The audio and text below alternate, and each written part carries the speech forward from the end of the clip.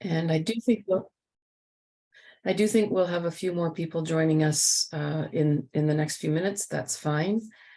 We also understand that not everyone can necessarily stay for the whole webinar.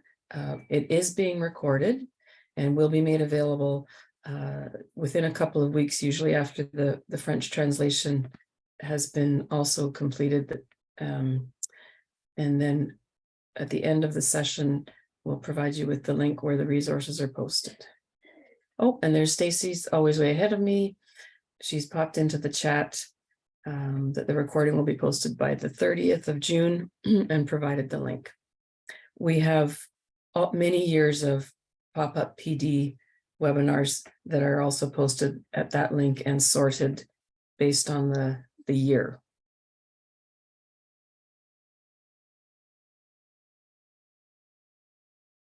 All right. So I'll just briefly introduce myself and my colleague today who are presenting. My name is Barb Glass. I'm the executive director for the College Sector Committee for Adult Upgrading, also known as the CSC. The CSC is the Provincial LBS Support Organization. So all of you, I'm sure, are familiar with your provincial organization, whether it's Community Literacy Ontario, if you're a community-based program, or CESBA, Continuing Education School Board Administrators.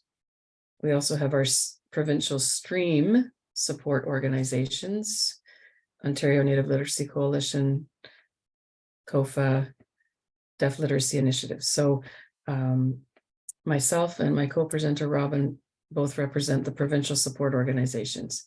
Robin, do you just want to jump in and introduce yourself? Oh, and I'll just say one more thing, sorry. The CSC is also a service provider for the e-channel LBS ACE distance program. So we're both a support organization and we're a service provider, as many of you are also service providers. Robin, do you want to just jump in and introduce yourself before we get started? Sure. Thanks, Barb. Hi, everybody. I'm Robin Kakritchie, and I'm the Executive Director for Louback Literacy Ontario. We are, as Barb mentioned, also a provincial support organization. We primarily support community-based agencies. We actually have representation across the streams and sectors, so we'll help anybody out. Great. Thank you, Robin. And I am just making sure my screens are all in the right place here as we get started. And we're up to 62 participants, which is wonderful. Thank you so much for joining today. If you are not able to stay for the whole session, we understand. Robin and I are happy to take some questions as they arise. Feel free to place your question in the chat, and between the two of us, we'll be able to address them. Our colleague, Heather Robinette from the Quill Learning Network, is also here today and will be helping us to moderate and address any questions in the chat if Robin and I aren't able to see them right away. So thank you and welcome, Heather. We have Stacy from Contact North. If you have technical difficulties at all, you'll see that Stacy has placed in the chat the Contact North tech support number. So thank you, Stacy. And finally, I would like to welcome our two American Sign Language interpreters for today, Rebecca and Sheila.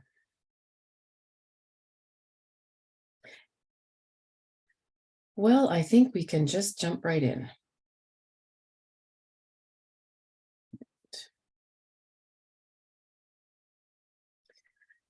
Now that we've got some introductions completed and a few housekeeping items, I would like to acknowledge that we are meeting today virtually, but we'd like to take a moment to recognize, respect, and acknowledge the importance of all of the different lands we occupy and from which we benefit.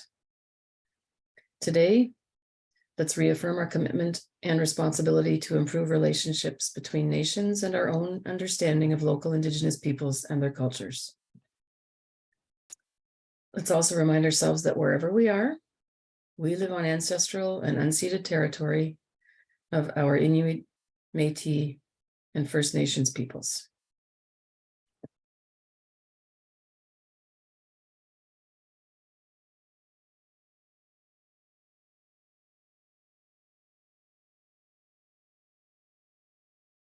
Briefly, in case this might be your first time attending a pop-up PD session, pop-up PD, as we call it, is a series of free webinars that are developed by our regional literacy networks and some of the provincial support organizations.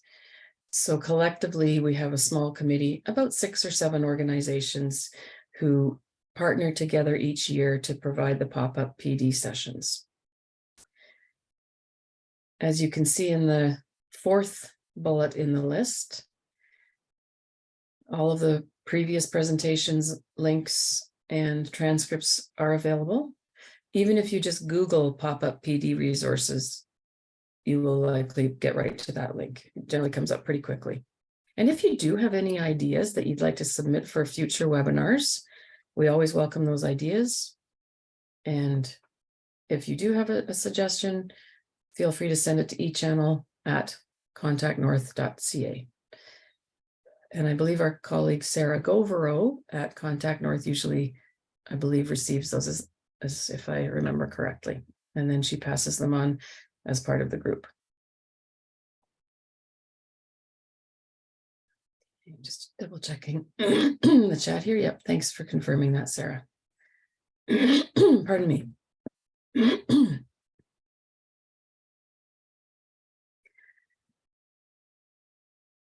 Here's a brief overview of what we are going to be talking about today.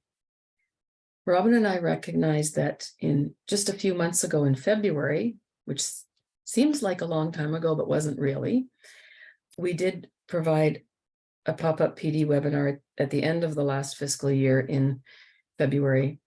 And it was an introduction to the Skills for Success Phase 1 projects and a little preview of Phase 2.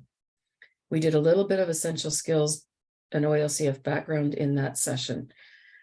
So really, today we're just going to do a quick review of those first couple of items, recognizing that certainly not everyone who's here today was perhaps in the February webinar, and recognizing also, of course, that there are new staff that may have joined since February. So if you're familiar with this information in the first few topics, please just bear with us and we'll proceed through those fairly quickly and then move on to the main attraction for the day, which is some discussion about the new resources and where to find them.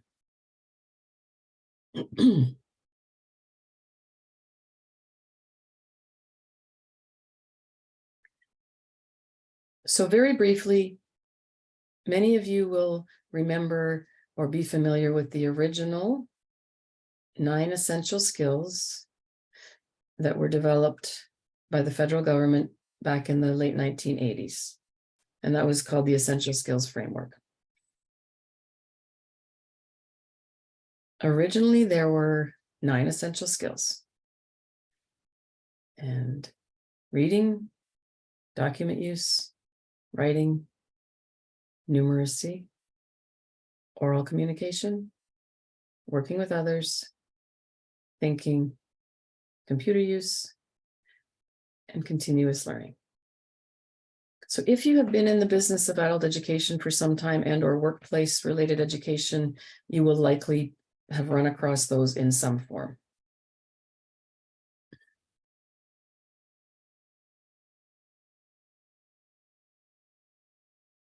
One phrase that we love to include, it's not ours originally, but the notion that essential skills are the Velcro to which all education and training sticks.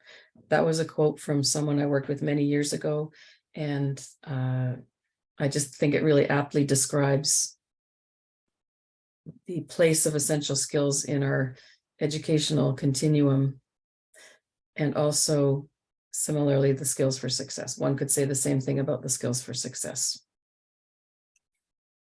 So in other words, the better your essential skills, or now your skills for success are, the more likely it is you will be successful in many various aspects of work and learning and life, no matter what those aspects are.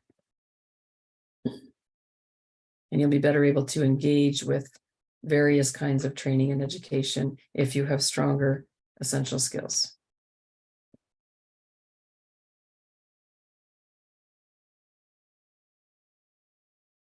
Moving right along and fast forwarding now to the last couple of years.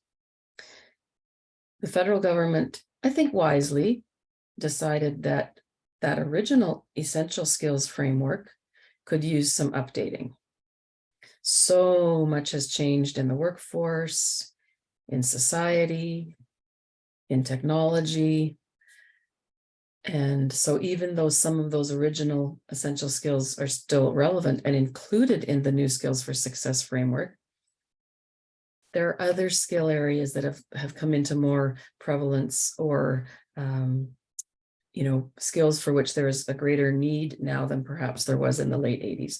And I know the one that probably jumps out at most of us is digital skills, because the progression of technology and digital skills has just been so fast over this past couple of decades.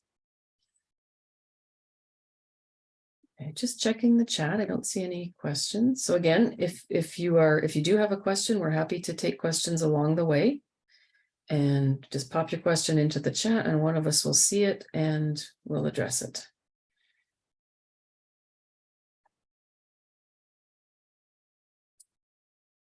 So big reveal if you haven't seen this before, or just a refresher if you have. This is the new 9 skills for success that have replaced the previous original skills for success. And in a few minutes, we'll do a little comparison slide between the previous essential skills and the new skills for success. The fact that they're presented still as a circle is, I think, kind of an important feature to understand and to observe, in that one skill does not necessarily take priority over any others. And that in any given situation, whether it's work or education or life in general, that some of the skills for success may be more relevant in a particular setting, others less relevant, but overall, as a group, they all have a level of importance that is similar. So starting from the top, it's in a slightly different order than the little essential skills graphic that I showed you. So we have communication, creativity and innovation, problem solving, reading, digital, collaboration, adaptability, writing, and numeracy. You'll recognize some of the same ones as you saw in the original essential skills framework.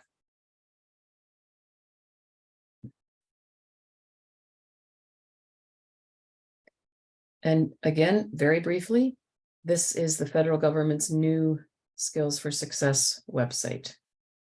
And that's where the graphic on the previous slide comes from. It's not something that we created.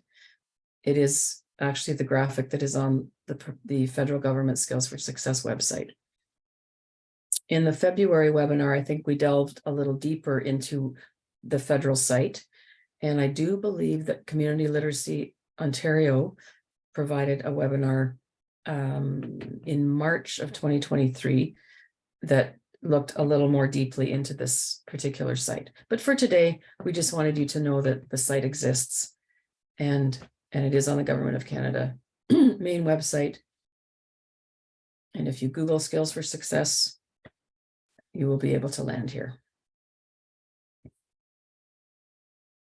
I do think it's interesting to look at the statement that's on this page. Skills for Success provide Canadians with everyday skills needed for work, learning, and life. Improving them will help you succeed in today's and tomorrow's workplace. That's a very succinct version of what I've just said in about the last 10 minutes, I think.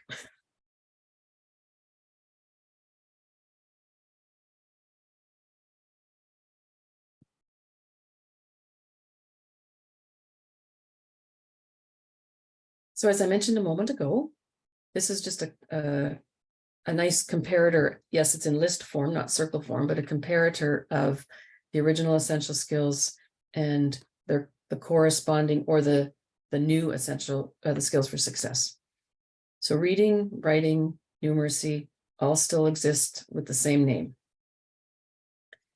Computer use has been replaced with digital. That obviously is a much better term to use in the 21st century. Thinking has been replaced with problem solving. Oral communication is now just communication more broadly. Working with others, collaboration, continuous learning, adaptability. And interestingly, you'll notice that document use is no longer a specific skill within the new skills for success. It's not that it correlates directly to creativity in any way. It's just that creativity is new as a standalone skill for success. Document use has been removed, and the tasks associated with document use are now can be embedded in almost any of these other skills for success. So just pause there again, check the chat. I don't see any questions yet. There we go.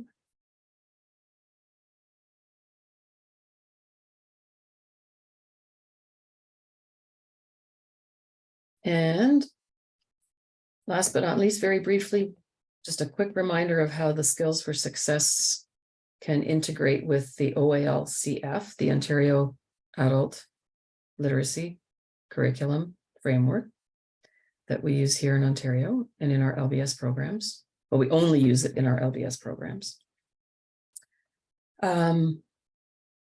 It's important to always distinguish the fact that they are not two separate things. The skills for success are embedded in the OALCF. And I just show you a couple of slides to illustrate that, which again, you may have seen before in a previous webinar. So if we take, for example, our competency in the OALCF of understand and use numbers, and we think of what our learners do when they're engaging with understanding and using numbers, they are doing generally several, if not all of these things. They are reading, they're problem solving, they're possibly using digital skills if they're working online or working with some digital resources. They may be collaborating with others. They may not. They may be working on their own. Math always involves a lot of creativity. Not something we sometimes associate with math, but creativity is a skill or a concept that is embedded with a lot of math and numeracy. Another example, and I won't do all of our 6 competencies, I've just narrowed it down to 3 examples today. Under competency D, use digital technology. I think pretty well, I think I included 8 of the 9 skills for success in these bubbles, but in fact, all 9 could be there. We all know, especially after this last couple of years, that digital technology is just everywhere and in everything. I think I just ran out of room really to put any more bubbles in this one.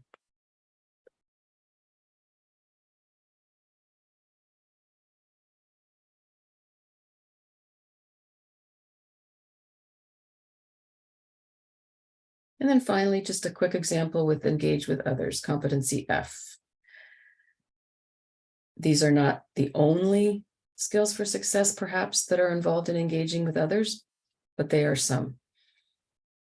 Writing could be in there if someone is engaging in written form with others. But again, just an example, an illustration of the fact that the skills for success are not separate from the OALCF. They're already embedded in what we do. Whether it's for employment purposes, whether our learners are on the post-secondary path, on the independent school path, the same still applies.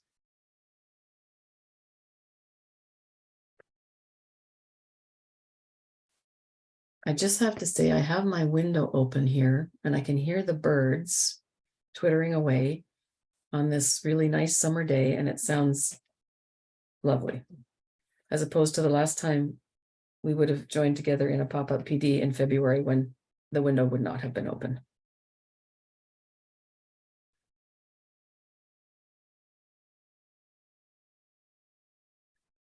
And then jumping just into a quick review of what has happened in phase 1 last year in our ministry's Skills for Success projects. So winding the clock back to the fall of 2022, our ministry, Labor, Immigration, Training, and Skills Development, and by our, I mean our funder for LBS, applied for and received funding from the federal government's new Skills for Success program. So after the federal government developed and finalized the new Skills for Success framework, they made money available to the provinces, the territories, and to individual organizations in some cases to start promoting and creating resources around the Skills for Success framework that they had released actually during the pandemic. And the Skills for Success program resides within the Federal Ministry of Employment and Social Development Canada. So the funding that our ministry got for LBS was a 2-year window of projects and funding. Phase 1 was last year, and phase 2 is the current fiscal year from April 1st to March 31st. So all of the funding associated with the projects and development work going on with Skills for Success for LBS is a 2-year time limited piece of funding.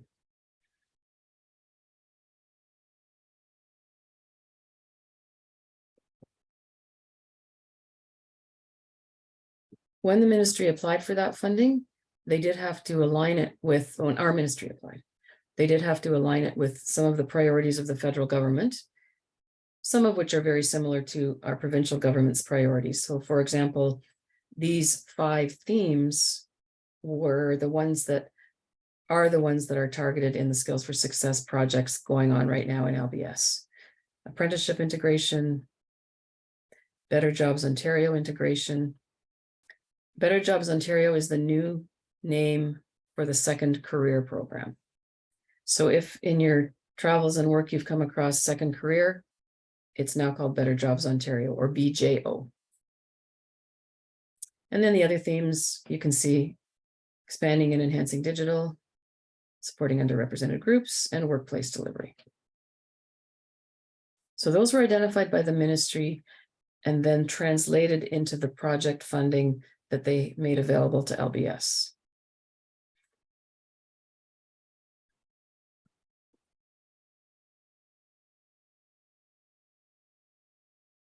So in phase 1, the 10 provincial LBS support organizations and the 16 regional LBS networks received Skills for Success funding back in November of 2022, so not even a year ago, to conduct different activities for phase 1.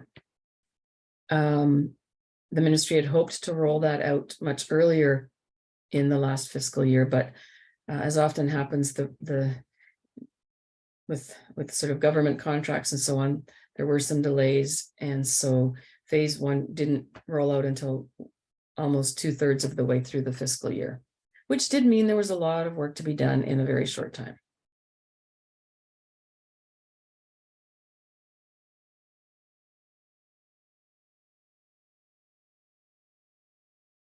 So now we'll fast forward to the end of phase 1. We're now into the new fiscal year. And because we're talking specifically about resource development today, what we can tell you about the resource development that was funded in phase one is that almost 200 curriculum resources were funded for development by the provincial LBS support organizations, the 10 provincial organizations during phase one. The numbers you can see, not surprisingly, beside each theme are the number of resources that were funded under that theme for delivery. So the majority, you can see, was under supporting underrepresented groups, closely followed by supporting apprenticeship, and then digital delivery and workplace delivery. I do want to point out a couple of things though. First of all, in addition to these 37 resources under digital delivery that the support organizations themselves created, and some of you, I'm certain, were involved in some of those development projects. The 5 LBS e-channel programs were also funded through Contact North, who is our provincial e-channel support organization, to do some resource development as well. So if you add up these 39, 37, 48, 52, and 20, I think it comes to around 196. So that's where we get the almost 200. Just pausing again for a second. I'm about to turn things over to Robin after one more slide. Don't see any questions just yet. So my other clarification is that your regional literacy networks were funded to do different work. The provincial support organizations were funded to do the resource development. The 16 regional literacy networks were funded to do a variety of community integration projects, which some of you may have been involved in as well. But today we're focusing on the resource development side. And with that, I will again check the chat. I don't see any questions, and I'm going to turn things over to my colleague, Robin. Thank you for your patience. If you did hear this previously and are already aware of this summary that we just walked through. So the next segment of the presentation is with Robin, and she will carry on and tell us more about the actual resources and where to find them.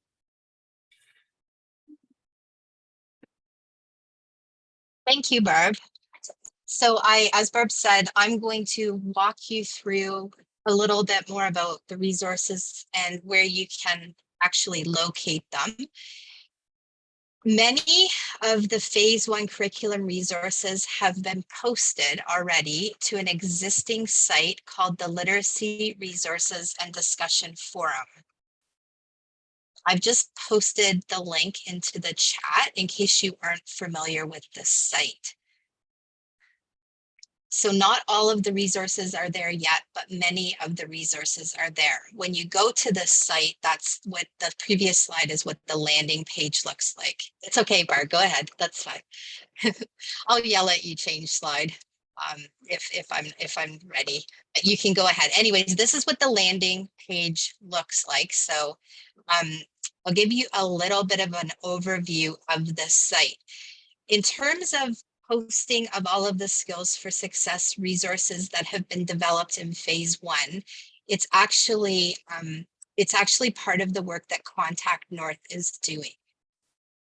This website where the resources are being posted was created several years ago as a partnership between Community Literacy of Ontario and Laubach Literacy of Ontario, and Contact North hosts the site.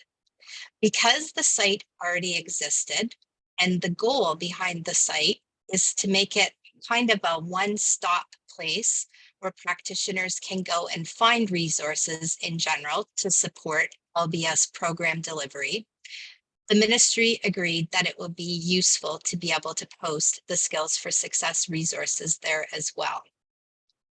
They did, however, want to ensure that it was clear that the resources were part of the Skills for Success project, and I'll show you how we did that in a little while through the slides. Right now, all of the resources that were developed in English are being translated into French, and the resources that were developed in French are being translated into English. So that's a process that's happening through the current fiscal year, and it will be a while before that's completed. There are so many resources. It's just a monumental job to get all of that stuff translated. Okay, I'm just checking the chat. There was a question, and thank you, Barb, for answering that question. And Janet, I will talk to you about accessing the site in a second. Janet asked, do you need a login link to access the resources? You actually don't need a login link, but I am going to recommend a little later on that you create one because it allows you to search on the site with some more accuracy. So in terms of the site, we actually added 4 new categories that correspond to the different delivery buckets. I hate to use the term buckets, but that is a term that it's been used around these different project areas. So we separated it into 4 distinct areas to make it easy for the agencies to search for resources, especially in the current fiscal year when they might be doing pilots and they might be looking for some resources to support those pilots. As the year progresses and more of the resources come in, because some of the resources from last fiscal year are actually still being finalized, given the fact that there were only a few months to actually do the development. As those resources come in, they're added in real time. So as soon as we get some in, they're put on the site. All the new resources that will be developed in 2023-2024 or phase 2 will also be added to this site as they become available. We will be adding them throughout the year if they have actually been developed and reviewed earlier than the end of the year. It just depends on the different organizations and where they're at. So the ministry has given us permission to keep adding resources throughout the year instead of waiting until the end of the year to do it. Can I have the next slide, please? Okay, so again, we're back at the landing page of the website, and I'm just gonna just put the link in again into the chat just so you have it. So when you land on this website, you will see on the menu on the left-hand side the 4 categories, which are apprenticeship, digital delivery, underrepresented group, and workplace delivery. And the resources that were developed have been actually categorized according to these 4 areas. You will notice that there are not resources right now for Better Jobs Ontario, and that's because that particular initiative did not have curriculum resource development attached to it. So it's not a specific area where resources were developed because it's different kind of thing. It's not something that we would develop specific resources for, but there's many resources within here that if you're supporting people on that pathway, they might be relevant to helping them develop the skills they need to be able to apply for Better Jobs Ontario. So if you're on the site, you can just click on the area where you're looking for resources. So for example, you could click on apprenticeship, and I'll kind of walk you through what an entry looks like. But when you click on apprenticeship, it's actually going to give you all the different resources developed that are skills for success specific for apprenticeship. So can I have the next? Yeah, thank you. So this will just give you an example. So there's different ways that you can look at the resources. There's viewing a list or viewing single resources. If you have the list up, it's going to give you just a list of resources. You can go to single and you can pick off 1, 2, 3, 4. It's hard to explain in this kind of a format when we're talking, but what I would encourage you to do is to go to the site and just take a look if you haven't been there before. So within for each resource, what we've tried to do is give not just what the resource name is, but also an annotation and some information. So you're going to see a title, you're going to see the author of the resource, you're going to see the date it was published, and we're kind of generically sticking to years there, and then the funder for each resource. It also on the site, there are the Skills for Success resources, but as I mentioned earlier, this site has existed for several years, and each year, Laubeck and Community Literacy Ontario populate it with more and more resources. So we also have resources on there that are categorized by the different goal paths, and then there are some other additional categories that you'll see when you go to the site. Can I have the next slide? Thank you. So this is the same annotation that was on, or the same resource that was on the previous slide. It's hard to put it all on one page, so you see a bigger snapshot now. So again, this was an apprenticeship resource. The resource is Apprenticeship Answers. It's from Community Literacy of Ontario. And underneath that, you'll see an annotation. So the annotation, it depends on what was provided in terms of information when the resources were submitted. What we try to give here is just a snapshot of what the resource is all about.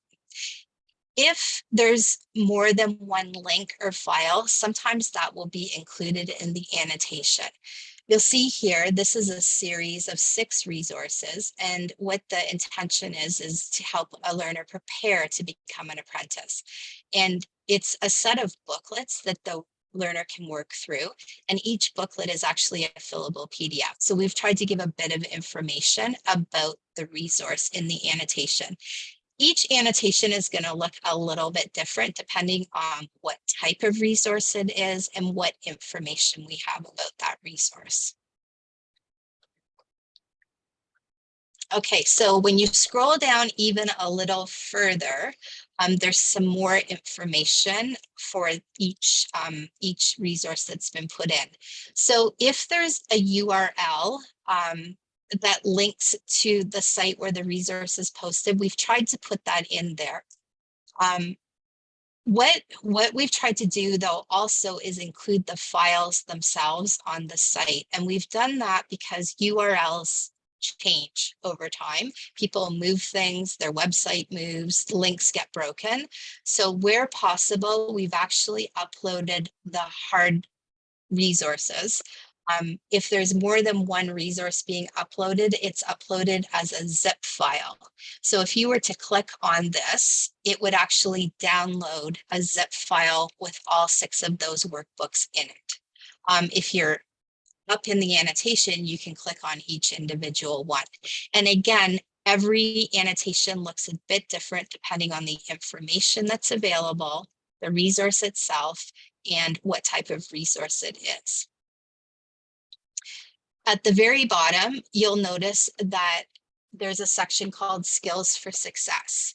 So as part of the work that all the support organizations did, they had to obviously make sure that the resources fit and supported the Ontario Adult Literacy Curriculum Framework, but also those 9 skills for success. So what each organization did when they submitted their resources was tell us what the focus was for this particular resource. Some of the resources really and truly address and focus on all 9 of the skills for success. This is a set of workbooks, and that's why all 9 of the skills for success are actually identified here. You'll notice when you go through the annotations that not every single resource will identify all of the skills for success. They might just, one might identify digital and numeracy or reading and writing. It just depends on what the writer or author decided the focus was. Finally, at the bottom, you'll see some tags. So what we have tried to do with this newer set of resources, and something that we're adding across the site, are tags, and that's just going to help with the search function in the site itself, so that if you put a site in, a search in for apprenticeship, it's going to pull everything with the word apprenticeship in it, or with the apprenticeship tag if that's what you're searching for. So over time, we'll continue to add more of these tags that relate to each of the resources.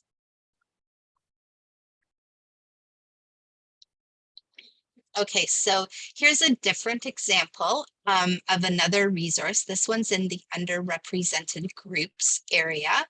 And this resource is called Promoting Inclusion. The author is Casbah. It was again published in 2023. You have your funder. And this annotation is pretty brief, but again, we've only included enough information just to give you a sense of what the resource is about. So this is actually a course that talks about speaking up for underrepresented groups.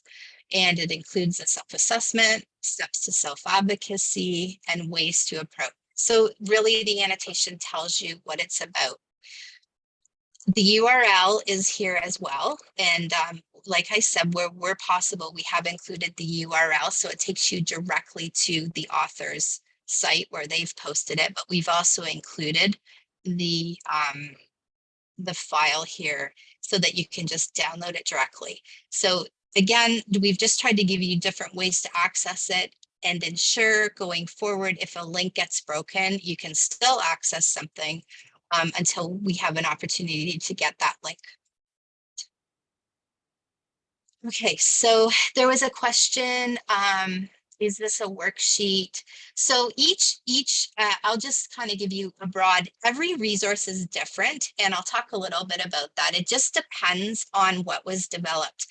In phase one, some of the resources are not even new resources. They're resources that have been redeveloped or updated. Others are new resources. Some of them are workbooks. Some of them are online courses. Some of them might be a collection of activities. It just depends on the resource. And sometimes it's hard to actually categorize them in here. So just moving on, you can see the whole annotation here. At the bottom, again, the skills for success are identified, and there's a tag of underrepresented groups on this one.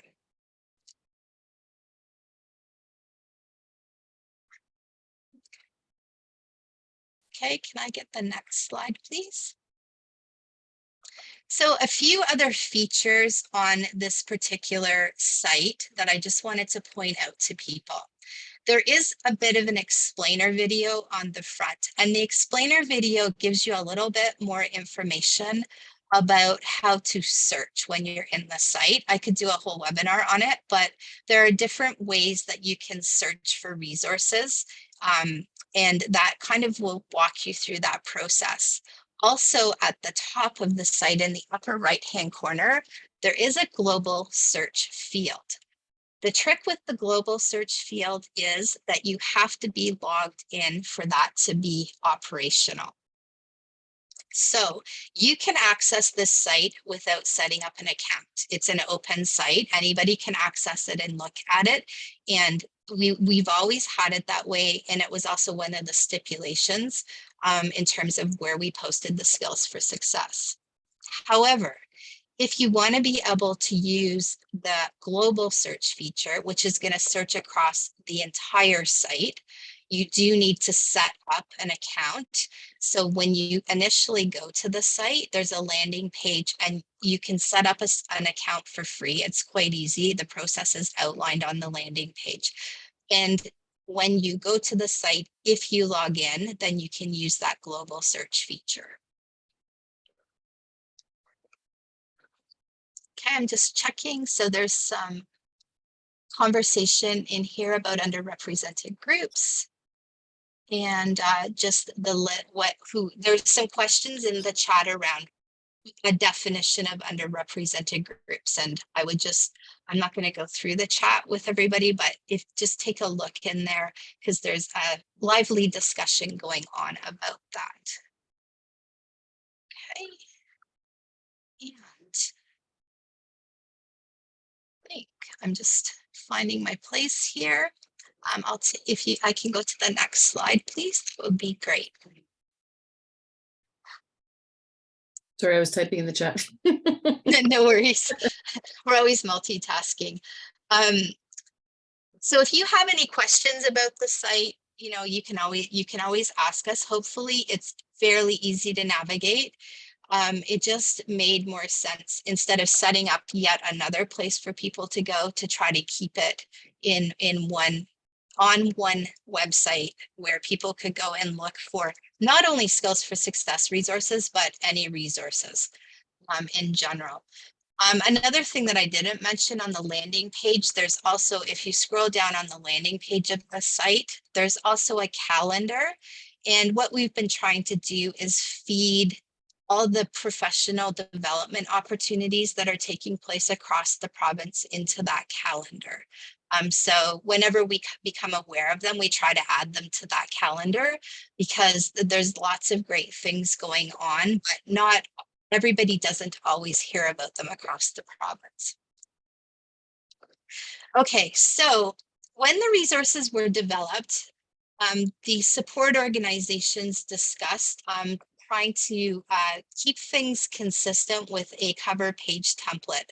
So we did develop a template, and it allowed organizations to identify what parts of the OALCF the resource was aligned with.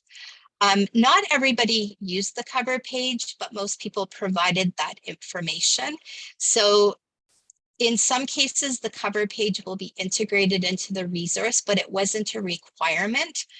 So it isn't necessarily integrated into every resource, but the annotation does give you some of that information. So essentially, we were looking at who did it, what the short description was, and those short descriptions are what were used to actually create the annotations on the website, where the alignment was with the OALCF. And they also identified a few other things. I'll just get you to flip the slide, Barb, please. She's probably typing. Okay, great, thank you. We also asked people to identify the goal paths and then the embedded skills for success, which was quite critical because the funding was coming from the ministry, but initially from the federal government. So our ministry has to report back on the deliverables just as we do and report back on what we do to the ministry, and notes if applicable. So in some cases there are notes. So again, some of the resources have this integrated into them, right into the resource itself. Other resources don't because they were actually put together in a different way, or it just didn't lend itself to this format, but the information is available.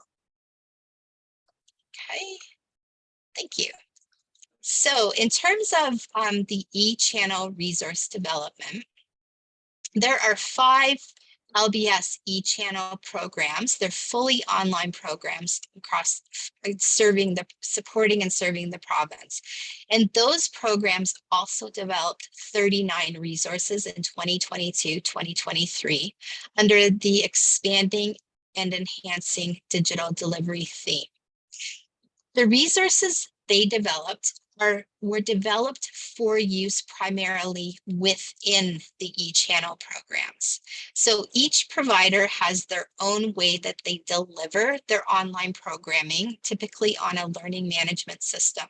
So each organization was allowed to develop for their particular organization and the stream or sector that they support across the province.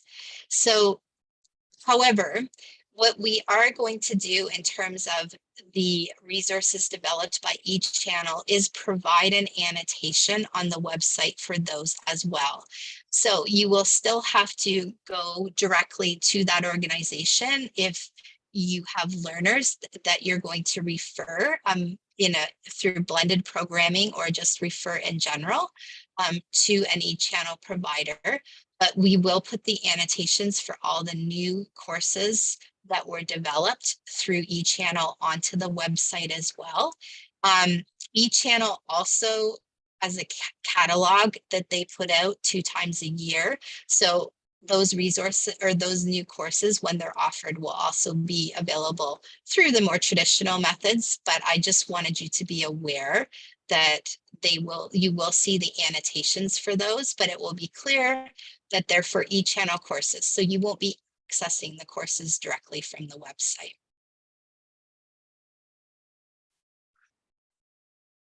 Okay, so I'm just going to walk you through quickly. I'm not going to read these lists to you, but just we put the lists on the slides just to give you a sense of the diversity of resources that have been worked on in phase 1. So these are all phase 1 resources. And what we did is we did a laundry list of what's already been uploaded to the site just to give you a sense. So we have in apprenticeship, I'm not even sure how many resources have been uploaded at this point. And the other thing with some of the resources, they might be multi-part resources. So they're technically more than one, but they might be included, as a group.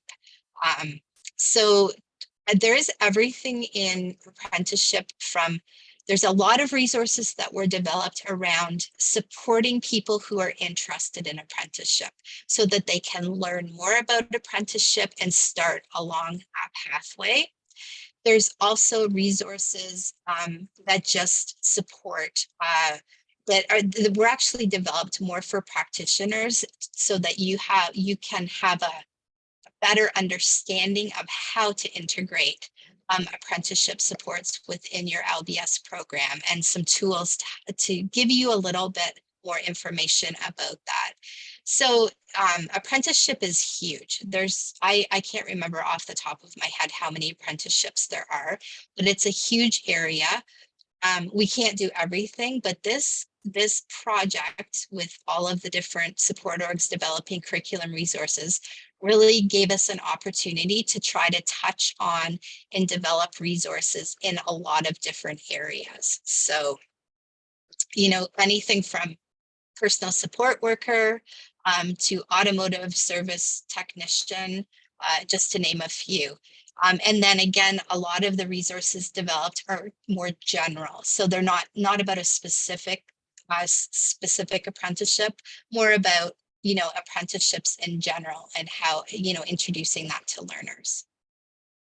Okay, next slide, please.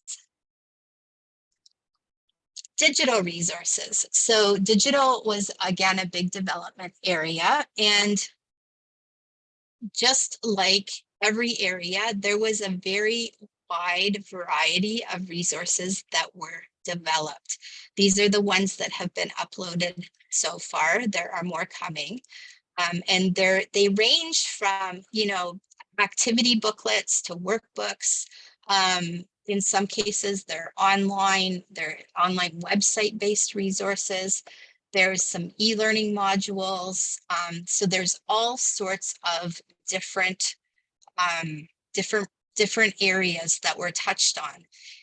In some cases, it might look like there's some crossover. So there's, one organization worked on using cell phones, as did another. And the value in that is that the different support organizations serve different groups. So they take different approaches when they're developing curriculum resources. And it gives you, as the field, it gives you a variety of different things to pick from. I mean, you certainly don't have to only use resources from your particular stream or sector. But it means that you have different things that were developed that can be used for maybe initial instruction and then review or reinforcement, because there are so many different things, but there is some crossover in what was developed. And I'm just going to pull up the chat here and make sure that we haven't had any questions. Yep. Okay. I just want to, Heather mentioned that some of the apprenticeship resources provide curriculum to support some of the original tasks on the task-based activity portal. And that is a really good point. And Summer said there are 144 recognized skilled trades. Thanks, Summer, for the number. So sorry to backtrack to apprenticeship, but there are a few comments. Okay, so digital, back to digital. As you can see, it's quite a list that's been developed, and there is more to come. Okay, next slide, please. Underrepresented groups resources. So underrepresented groups, there were quite a few resources developed. Once again, very wide range of things that were developed. So there was anything from activities, workbooks, a reader, an actual online reader, an e-module, different targeted training packages around things like budgeting. So there's, you know, it touches on a variety of different things across the board. So there's a lot. I could do a whole webinar just on underrepresented groups. For those of you who maybe are doing underrepresented group pilots or any of the pilots, I would encourage you to go to the site if you're looking for curriculum. Obviously, you may need to adapt or modify things that have been developed, but even if it gives you something to work from, hopefully it saves you some of that development work. And with underrepresented groups and a couple of the other categories, we do have the new resources, the Skills for Success ones, but also remember there are other resources that were already on the site in some of those categories. So there are the Skills for Success resources, but there's other resources there as well if you are doing pilots for any of these initiatives in the current fiscal year. Okay.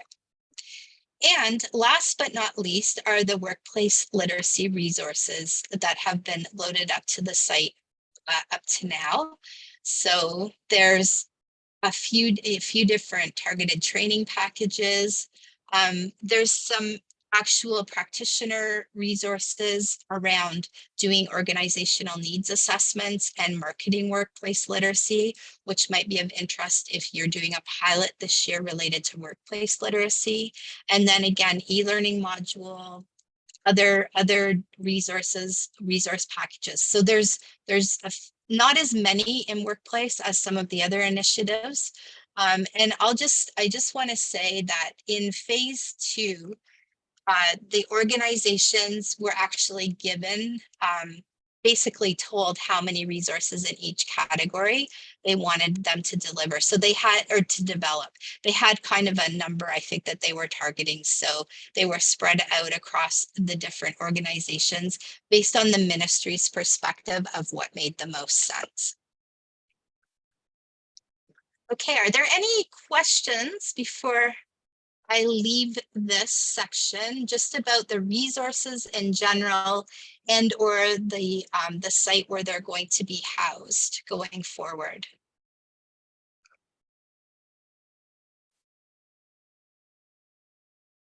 And yeah, Barb, there are about 75 that have been loaded up to the site so far. But there will be an annotation will exist for all of them. It might not be 196 because again, some of the resources are packaged together. So there might be 5 resources that go together, but they were actually counted as separate resources from a development point of view.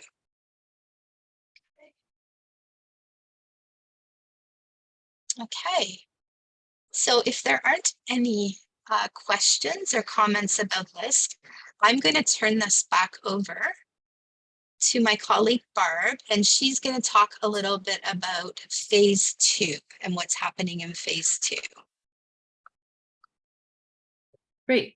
Robin, thank you very much for the information on the resource development site so far. I know you have done lots of work on it personally and in collaboration with Contact North. And so great work. And I know we're all excited to access it and be able to see more as they're added.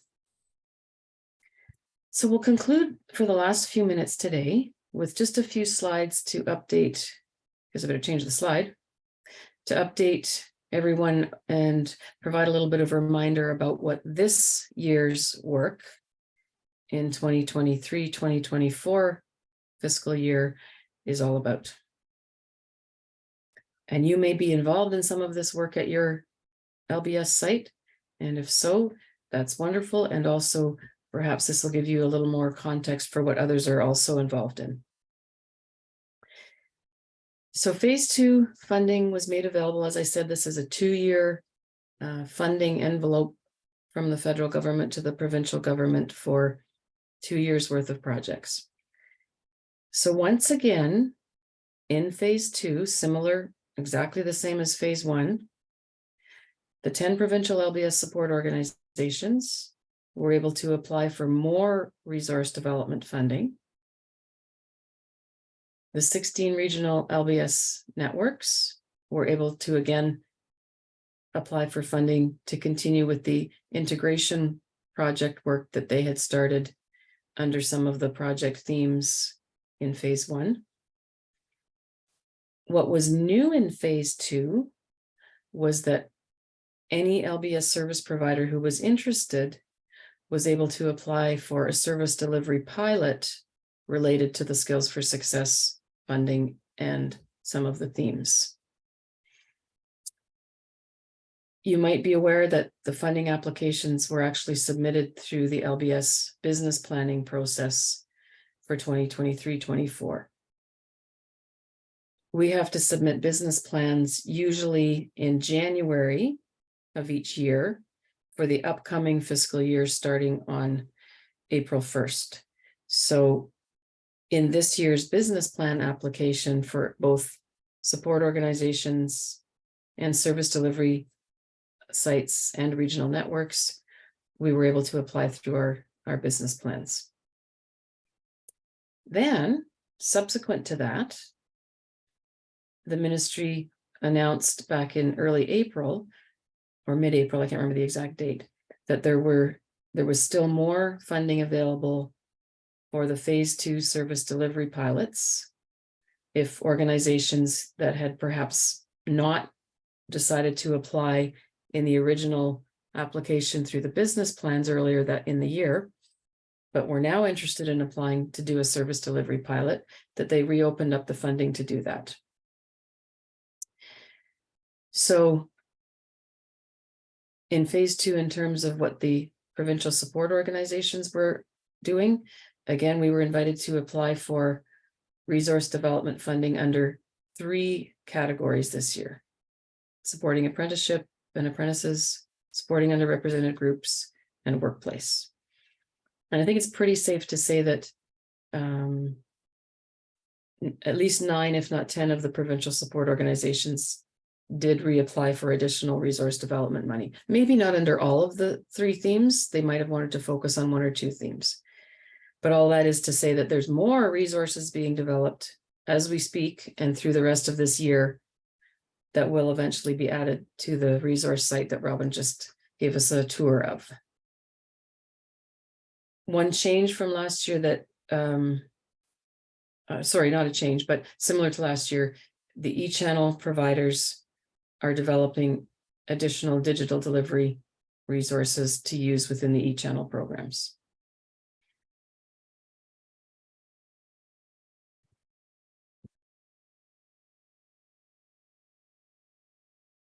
And then for phase 2, just a little more detail about the service provider service delivery pilots.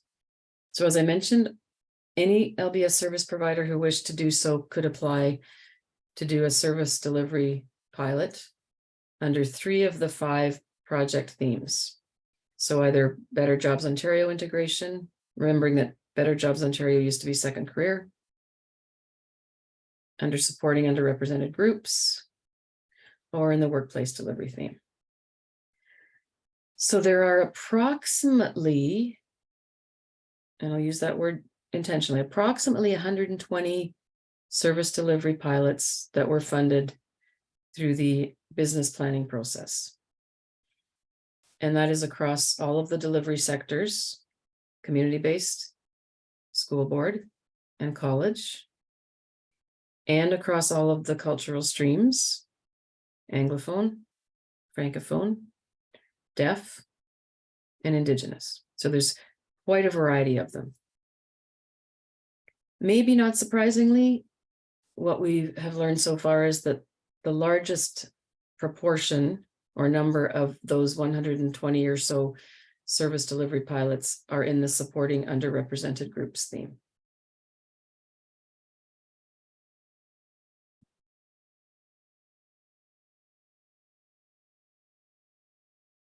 Something else you might have heard mentioned, you might not have, is the notion of the communities of practice. So back in phase one, all of the support organizations and regional networks that were participating in the phase one activities were also required to participate in one or more communities of practice. So that would have been, those would have been set up in November of 2022, but they didn't involve service providers at that time, because in phase one, service providers were not involved in the phase one projects. In phase two, the communities of practice are continuing to meet. And for any of you that have a service delivery pilot at your site, you would have been invited to participate in the community of practice related to your specific theme for your pilot, whether it was underrepresented groups or apprenticeship or so on.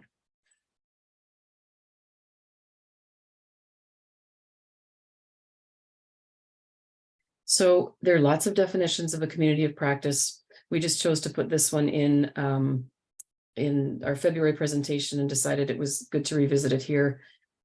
Not surprisingly, community of practice is just a group of people who come together to share a concern or a passion or project-related activities for something they're doing, and then learn from each other about how to do it better. So that is the real intention of the communities of practice, is to help us learn from one another as both support organizations and as service providers as we move forward with the phase two work. And Janet, I see your question in the chat. So yep, I think Robin's gonna, or Heather put Lisa Ombay's contact info in there. And thinking maybe I should have put this slide in a couple of slides ago, but the 5 communities of practice that are in place for the Skills for Success projects are the following. The provincial support organizations have one community of practice that relates to the work, the resource development work under all of the 5 Skills for Success themes. So myself and Robin, my co-presenter today, are the co-chairs of the provincial community of practice for the support organizations. We also have one community of practice for each of the 4 specific themes that the regional literacy networks have been working on. So apprenticeship integration, the lead for that one is Matt Schulman from the Peel Halton Literacy Network. Better Jobs Ontario Community of Practice is headed up by Sarah Gill, who's the ED of the Adult Basic Education Network in Hamilton. Supporting underrepresented groups, the lead for that community of practice is Lisa Ombay, and I believe Heather just put Lisa's contact info in the chat because Janet had a question about that. And then for workplace literacy, Tamara Cottery, the ED of Literacy Link South Central, is the lead. And I think, as Robin mentioned earlier, or maybe she didn't, might have been another meeting now because I'm getting them mixed up. The leads of each community of practice go to each other's meetings so that we can all be aware as the leads what's going on across the province and across the different themes and Skills for Success projects. And Heather, thank you for also noting in the chat a couple of things, just quickly going back to that.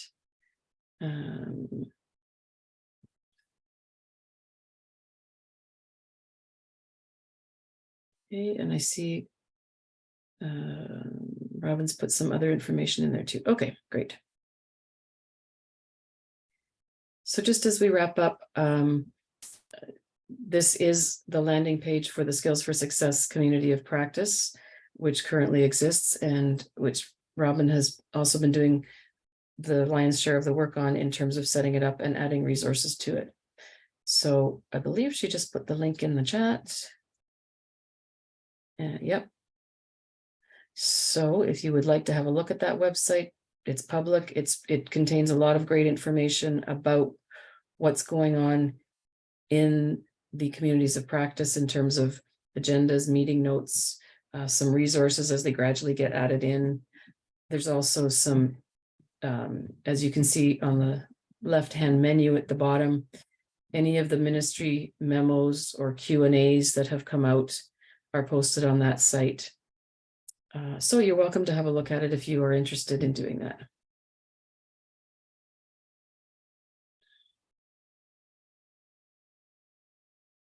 And then finally, just to wrap up, in addition to the specific project-based work that the ministry has funded in phase 1 and 2, the ministry is also looking at some broader, as they term it, LBS renewal projects or initiatives. Those are not ones that we are currently involved in as support organizations or as service providers, but they're hoping to move ahead with some LBS renewal in terms of these, particularly these first 2 items, developing a funding model for LBS, which has never existed. And those of you that have been around for a while would know that we don't have a funding model for LBS and never have. And also some work on the performance management framework. We don't have any level of detail on either of those yet. We have asked if the ministry intends to consult more broadly on those things, if they do move forward with them, and they have said that they do. So we'll just see how that rolls out. But certainly this is nothing for, for this year, nothing will change, maybe not even for next year, because items like number 1 and 2 on this list take a lot of time and research and multiple levels of ministry approvals and so on before anything changes. But these are items that the ministry is suggesting that they're going to try to work on in the next couple of years.